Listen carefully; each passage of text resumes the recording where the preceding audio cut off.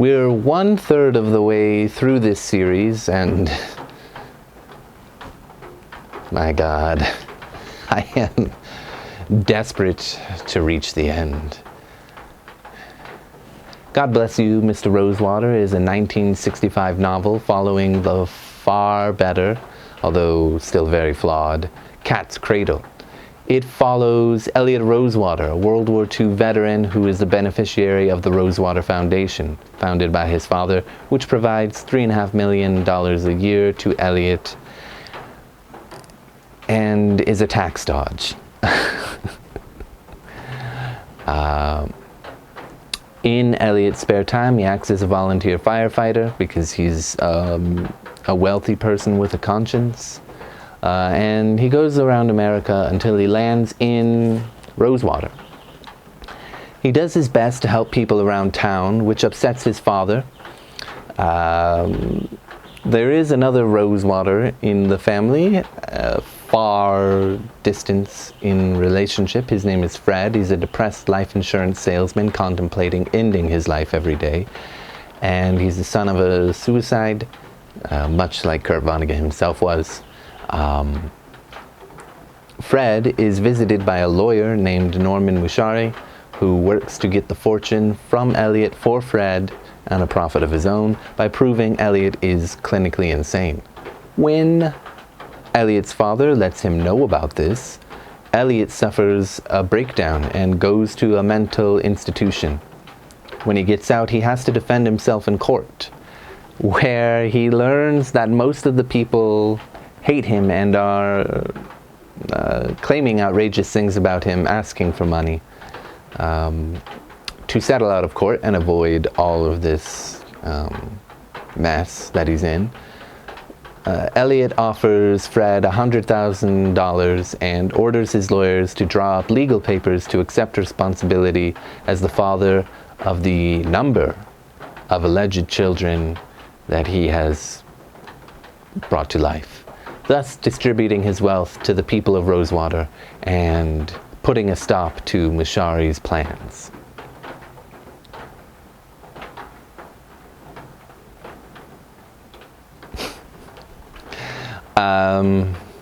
It's fairly inoffensive. Definitely his second best novel of the 5 I've read so far, but let's keep going. In this novel, Vonnegut tackles the inequalities of capitalism. As with Cat's Cradle, I do find that he is maturing as an author somewhat. Well, never mind the dirty jokes and pornographic images.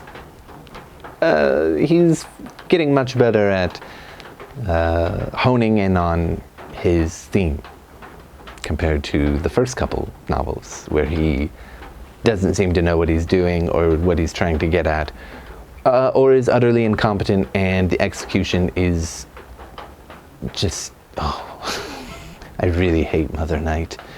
However, there is a problem with this one, and this is one of the main reasons why it's not as good as Cat's Cradle. The entire novel feels like a long-winded rant against the ills of society. It doesn't really have much in the way of plot, save for little sprinklings here and there, and then a whole lot right at the very end, all packed into just a few pages. Just from my reading of it anyway. To give you an idea of the kinds of criticisms he's bringing to the table in this one, I will present to you one of the most damning passages that comes when he writes, "Thus did a handful of rapacious citizens came to control all that was worth controlling in America. Thus was a savage and stupid and entirely inappropriate and unnecessary and humorless American class system created. Honest, industrious, peaceful citizens were classed as bloodsuckers if they asked to be paid a living wage, and they saw that praise was reserved henceforth for those who devised means of getting paid enormously for committing crimes against which no laws had been passed. Thus the American dream turned belly up, turned green, bobbed to the scummy surface of cupidity unlimited, filled with gas, went bang in the noonday sun.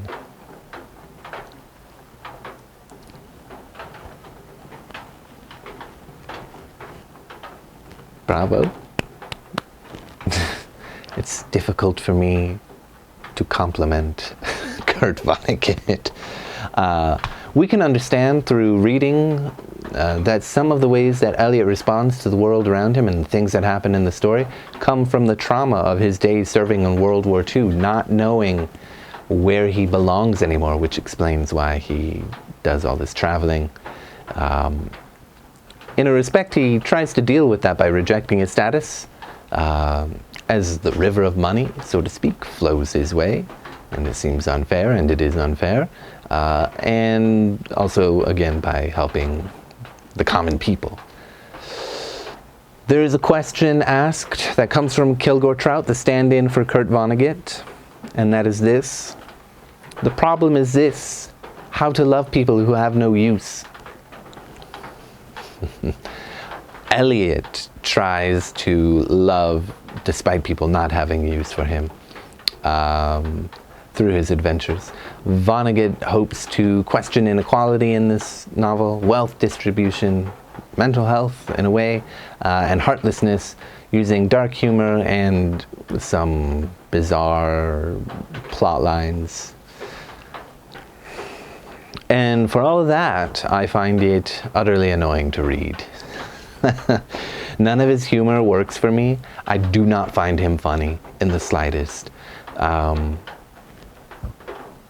A large part of that, is that I get the sense that he's, while he's trying to hone in on these issues, he's very sure of himself that he's got a clever point to make about inconsistencies or hypocrisies or the absurdities of life in ways that he finds humorous. That is to say, he knows he's clever and he knows he has a good point. He may very well be right about wealth inequality in America, but let me give you a sense of what I mean to show you what drives me up the wall about Kurt. This novel is the first appearance of Kilgore Trout, based on the science fiction author Theodore Sturgeon, but in this book as a sort of stand-in for himself. How do I know that? Just from this book. As it says, 10,000 years from now, Eliot predicted boozing. The names of our generals and presidents will be forgotten, and the only hero of our time, still remembered, will be the author of To Be or Not to Be. This is the title of a book by Kilgore Trout. Coincidentally, that's a short story written by Kurt Vonnegut about government-assisted suicide through the Federal Bureau of Termination by use of the telephone number, which is the name of the story, To Be or Not to Be. I understand it's meant to be a self-deprecating joke, and, Kilgore Trout is an underappreciated, long-forgotten author, as Theodore Sturgeon had become to an extent, and almost certainly also how Vonnegut felt about himself. Make no mistake of that. But this kind of self-referential humor and the setup and payoff of all the jokes in here sort of work the same way. And it happens a lot throughout the book. I don't find this style of humor funny myself, and the rest of the book's satire, its ability to work on this style of satire, is predicated on that sense of humor, which falls flat for me. So might work for you though. So it also doesn't really have anything to say about capitalism, except that it isn't fair. Yeah, what's new? Let me explain. I feel that he doesn't seem to really have anything to offer in terms of insight on how to fix it, or how deeply it affects people beyond a few disparaging remarks about the economic system.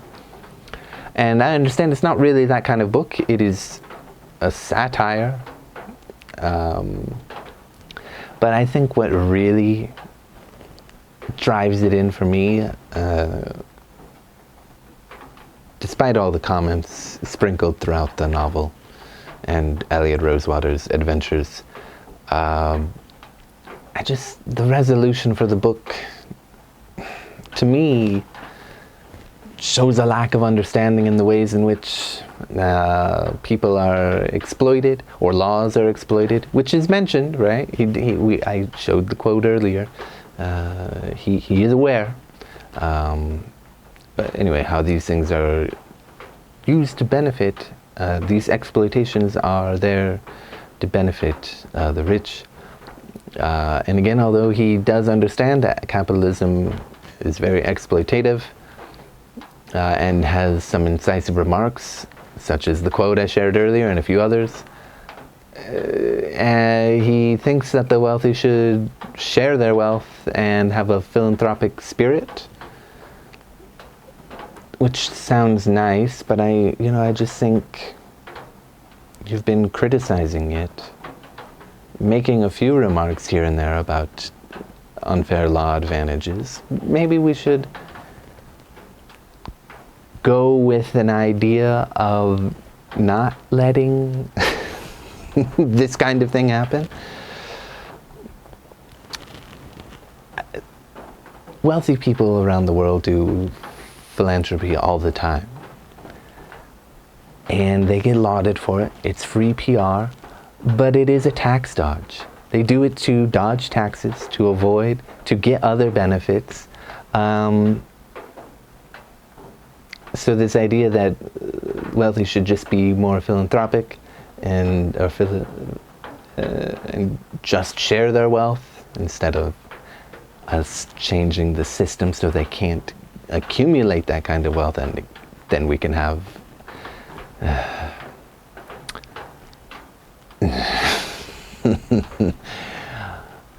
it just, to me, shows that he has nothing to say. And it feels like he's trying to say, we shouldn't have this is all wrong, but maybe, just maybe, we can have more ethical capitalism. Whatever that's supposed to mean. Those two words don't go together, but whatever. Other than that, I mean, it's fairly inoffensive, and despite all of my complaints, it's easily his second book out of the 5 I've read this year. Cat's Cradle, although I didn't like it, perfectly okay. No real strong opinions one way or the other. Don't hate it, don't love it, don't like it, don't dislike it. Don't mind certain parts, dislike other parts. I guess it's, then we go further down, there's a big space, then it's this book. And then we go way down to the Mariana Trench, and we find player piano down there at number 3. And then we go further down, further down, further down, to the magma, the magnetic force, whatever that's spinning around in the center of the earth, and we can find Sirens of Titan somewhere deep down there in terms of my enjoyment. And then, we go down to the deepest pits of hell, and we find Mother Night being tortured forever. What a nice thought. Anyway, that's enough of my complaints. If you are interested in a deeply satirical take on America's failings, you might enjoy it, especially if you are more attuned to Kurt's sense of humor. As for me, never again. Thank you.